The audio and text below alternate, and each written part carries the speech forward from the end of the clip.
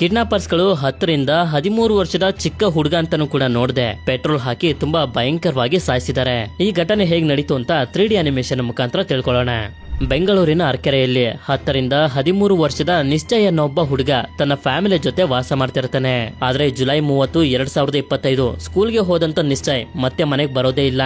ಅದಕ್ಕೆ ಎಷ್ಟೇ ಹೊತ್ತು ಕಾದ್ರೂ ಬರದೇ ಇರೋದ್ರಿಂದ ಅವನ ತಂದೆ ತಾಯಿ ಹೋಗಿ ಪೊಲೀಸ್ ಸ್ಟೇಷನ್ಗೆ ಕಂಪ್ಲೇಂಟ್ ಅನ್ನ ಕೊಟ್ಬಿಡ್ತಾರೆ. ಆದ್ರೆ ಅದಾದ್ಮೇಲೆ ಇಬ್ರು ಕಿಡ್ನಾಪರ್ಸ್ಗಳು ಇವರಿಗೆ ಕಾಲ್ ಮಾಡಿ ಹೇಳ್ತಾರೆ, ನಿಮ್ಮ ಮಗನ ನಾವು ಕಿಡ್ನಾಪ್ ಮಾಡಿದೀವಿ, ಅವನು ಜೀವಂತವಾಗಿ ಬೇಕು ಅಂತಂದ್ರೆ 5 ಲಕ್ಷನ ಕೊಡ್ಬೇಕು ಅಂತ. ಅದ್ರ ಜೊತೆಗೆ ಒಂದು ವಾರ್ನಿಂಗ್ ಅನ್ನು ಕೂಡ ಕೊಡ್ತಾರೆ, ಈ ವಿಷಯ ಪೊಲೀಸರಿಗೆ ಗೊತ್ತಾಗಬಾರ್ದು ಅಂತ.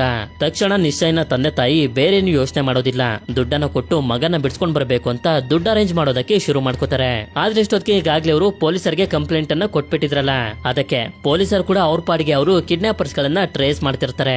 ಆದ್ರೆ ಇದು ಈ ಕಿಡ್ನಾಪರ್ಸ್ ಗಳಿಗೆ ಗೊತ್ತಾಗಿ ತುಂಬಾನೇ ಕೋಪ ಬಂದ್ಬಿಡುತ್ತೆ. ನಾವ್ ಅಷ್ಟೆಲ್ಲ ಹೇಳಿದ್ರು ಕೂಡ ಅವರು ಪೊಲೀಸರಿಗೆ ವಿಷಯನ ಮುಟ್ಟಿಸಿದ್ದಾರೆ ಅಂತ ಚಿಕ್ಕ ಹುಡುಗ ಅನ್ನೋದನ್ನು ಕೂಡ ನೋಡದೆ ಪೆಟ್ರೋಲ್ ಅನ್ನ ಹಾಕಿ ತುಂಬಾ ಭಯಂಕರವಾಗಿ ಸಾಯಿಸ್ಬಿಡ್ತಾರೆ.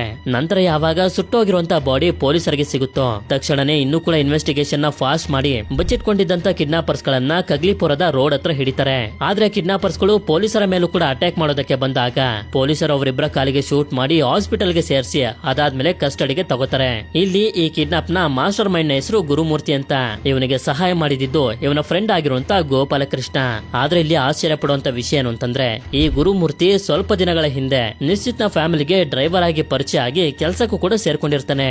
ನಂತರ ನಿಶ್ಚಯ್ ಯಾವಾಗ ಸ್ಕೂಲ್ ಅನ್ನ ಮುಗಿಸ್ಕೊಂಡು ಮನೆಗ್ ಬರ್ತಿರ್ತಾನೋ ಅರ್ಧ ದಾರಿಲಿ ಗುರುಮೂರ್ತಿ ಸಿಕ್ಕಿ ಪಾನಿಪುರಿ ತಗೊಡ್ತೀನಿ ಬಾ ಅಂತ ಕರ್ಕೊಂಡು ಹೋಗಿ ಕಿಡ್ನಾಪ್ ಮಾಡಿ ಅದಾದ್ಮೇಲೆ ಅವನ ತಂದೆ ತಾಯಿಗೆ ಹೇಳಿರ್ತಾರೆ, ನಿಮ್ಮಗ ಜೀವಂತವಾಗಿ ಬೇಕು ಅಂತಂದ್ರೆ 5 ಲಕ್ಷನ ಕೊಡ್ಬೇಕು ಅಂತ.